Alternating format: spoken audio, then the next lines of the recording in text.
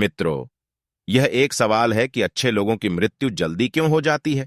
अक्सर यह देखा जाता है कि अच्छे से और धर्म से चलने वाले लोगों की मृत्यु अक्सर जल्दी ही हो जाती है। शास्त्रों में तो बताया गया है कि कलयुग में लोगों की उम्र 30 साल ही रह जाएगी और कलयुग का अंत होते होते इंसान की औसतन उम्र 20 साल ही रह जाएगी।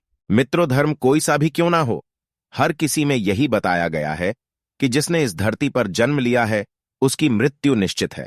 और अगर बात सनातन धर्म की करें तो इसकी एक मान्यता के अनुसार बच्चे के जन्म की छठी रात ही ब्रह्मा जी उसकी किस्मत लिख देते हैं, जिसमें उसके आने वाले कल जैसे विवाह, पढ़ाई, नौकरी, यहां तक कि मृत्यु की तारीख तक शामिल होती है। यह निर्णय तो भगवान ही करते हैं कि किसकी उम्र कितनी है। आपने यह कहावत भी जरूर सुनी होगी कि जितनी चाबी भरी राम ने उतना चले खिलौना। दोस्तों, इस कहावत में साफ है कि किसकी मृत्यु कब होनी है यह तो भगवान ही तय करते हैं। वैसे तो अच्छे लोगों की मृत्यु जल्दी हो जाने के पीछे कई कारण हैं, लेकिन पहला कारण समझने के लिए आपको यह जानना होगा कि हम जो कुछ भी इस जन्म में करते हैं उसका जवाब हमें ऊपर यमराज को देना होता है। अगर उसके पाप का पलड़ा भारी होता है तो उसे नरक में यातनाएं काटनी पड़ती हैं, और अगर पुण्य का पलड़ा भारी हो तो उसे स्वर्ग का सुख मिलता है। और यही चक्र कई युगों तक चलता रहता है, जब तक उसे मोक्ष की प्राप्ति नहीं हो जाती। इस मृत्युलोक में हर कोई अपने किए की सजा ही भुगतने के लिए आता है। कोई आत्मा इंसान बनती है तो कोई जानवर के शरीर में प्रवेश करती है। ये उसके संचित कर्मों के आधार पर ही तय होता है। इसके अलावा उसे जन्म देने वाले माता पिता के संस्कार भी उसके अंदर आते हैं। इसके बाद वो जो कर्म करेगा उसके हिसाब से उसे पुण्यात्मा या फिर दुरात्मा कहा जाता है। अब यही पुण्य आपकी मृत्यु की तारीख को भी बदल देते हैं। जिस तरह से एक जज जेल में रहने वाले कैदी के व्यवहार को देख उसकी सजा कम कर देता है, ठीक उसी तरह भगवान भी देखते हैं कि इंसान मृत्युलोक में जाने के बाद अच्छे कर्म कर रहा है और उसे अपने किए की सजा मिल चुकी है। और जब उन्हें लगता है कि अब उसे मृत्युलोक में नहीं रहना चाहिए, तब वो उसे बुला लेते हैं। अच्छे लोग अपने पाप का फल जल्दी ही काट लेते हैं। भगवान के दंड विधान के अनुसार हर व्यक्ति को केवल उतना ही दंडित किया जाना चाहिए जितना उसके पाप किया है। अब क्योंकि अच्छे लोगों के पाप कर्म बुरे लोगों के पाप कर्मों अब क्योंकि अच्छे लोगों के पाप कर्म बुरे लोगों के पाप कर्मों की तुलना में अधिक होते हैं, इसलिए अच्छे लोग अपने पापों का फल जल्दी ही भुगत लेते हैं। हिंदू धर्म में मान्यता है कि भगवान हर अच्छे आदमी को किसी न किसी उद्देश्य के साथ ही इसे मृत्युलोक में भेजते हैं, और भगवान का अपना अवतार उन्हीं उद्देश्यों में शामिल है। इसीलिए जब वो उद्देश्य जल्दी पूरे हो जाते हैं तब भगवान उन्हें वापस बुला लेते हैं। अर्थात अच्छे लोगों की मृत्यु उनके अच्छे कर्मों पर ही निर्भर करती है। इसके अलावा आपको यह भी बता दूं कि जो लोग ये कहते हैं कि मरने के बाद इंसान खाली हाथ जाता है, उन्हें यह जान लेना चाहिए कि 3 चीजें ऐसी हैं जो मरने के बाद भी उसके साथ जाती हैं। एक है संचित कर्म, दूसरा है स्मृति और तीसरी है जागृति। इसीलिए आप अब किसी से यह मत कहना कि आप खाली हाथ आए थे और खाली हाथ जाएंगे। क्या आपने कभी एकांत में यह सोचा है कि आपको यह मानव जीवन क्यों मिला है?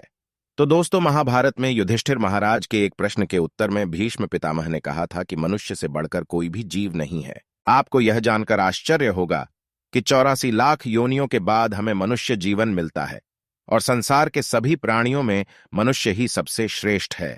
मनुष्य जीवन का उद्देश्य इसकी वजह है मनुष्य में सत्य एवं असत्य का विवेक कराने वाली हमारी बुद्धि का होना।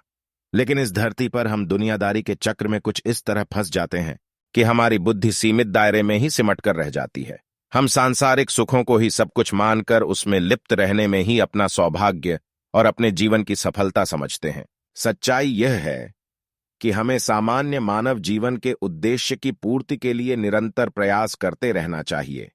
यह सच है कि अपने और अपने परिवार का भरण पोषण की जिम्मेदारी हमारी है और हमें इसे हर हाल में निभाना चाहिए।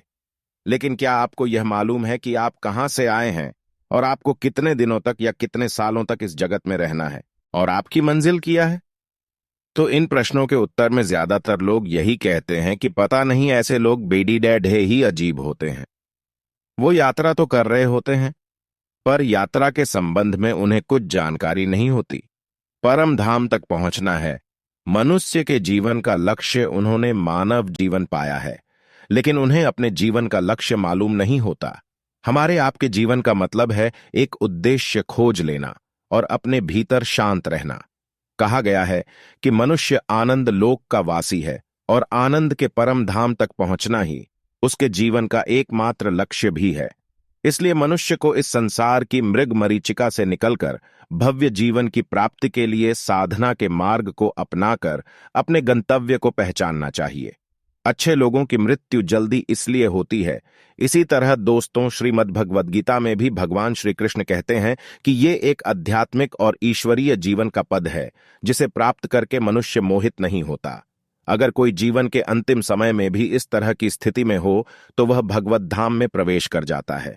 मनुष्य कृष्ण भावनामृत या दिव्य जीवन को एक क्षण में तुरंत प्राप्त कर सकता है और हो सकता है कि उसे लाखों जन्मों के बाद भी यह प्राप्त न हो।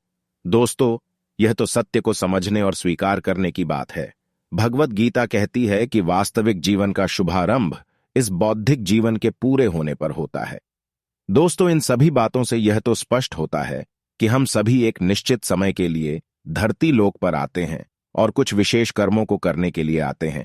जब हमारे कर्म पूरे हो जाते हैं और इस जीवन के लक्ष्य प्राप्त हो जाते हैं तो प्रभु हमें परलोक में एक सहज जगह प्रदान करते हैं।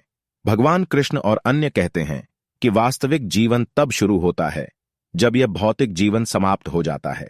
मित्रों, जो लोग सदाचारी होते हैं और जीवन में अच्छे कर्म किए होते हैं वे वास्तव में विशेष होते हैं। जब उनकी मृत्यु का समय निर्धारित हो तो दोस्तों उनको इस दुनिया को छोड़कर आगे की यात्रा जारी रखनी होती है। धन्यवाद। तो मित्रों, आज की इस वीडियो में इतना ही। आपको ये जानकारी कैसी लगी कमेंट करके हमें अवश्य बताएं।